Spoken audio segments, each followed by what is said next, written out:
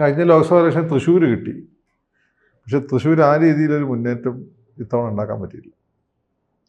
അതിൻ്റെ കാര്യമെന്ന് വെച്ചാൽ MP ആയിരിക്കും സുരേഷ് ഗോപിയെ പറ്റിയ പ്രതീക്ഷകൾ കൂടി.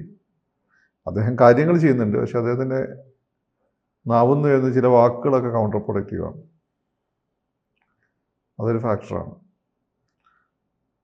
അപ്പം തിരുവനന്തപുരത്താണെങ്കിൽ തിരുവനന്തപുരത്ത് കഴിഞ്ഞ തവണയെ BJP വരേണ്ടതായിരുന്നു. അത് കോവിഡ് ഫാക്ടറിനോട് വന്നില്ല. പക്ഷേ ഇത്തവണ ഉള്ളിലുള്ള പ്രശ്നങ്ങൾ കൂടി മറികടന്നുകൊണ്ടാണ് BJP കോർപ്പറേഷൻ പിടിച്ചത്. അത് രാജീവിൻ്റെ ഒരു സംഘാടന മികവാണ്.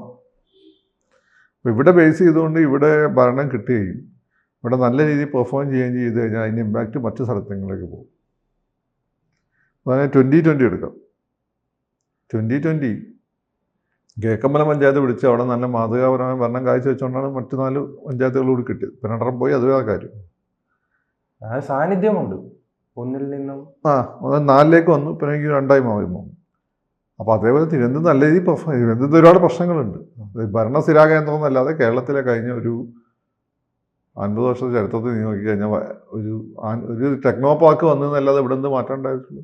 കൂടുതൽ വാർത്തകളും വിശേഷങ്ങളും നിങ്ങളിലേക്ക് എത്താൻ ABC മലയാളം സബ്സ്ക്രൈബ് ചെയ്യുക, ബെൽ ബട്ടണും അമർത്തുക.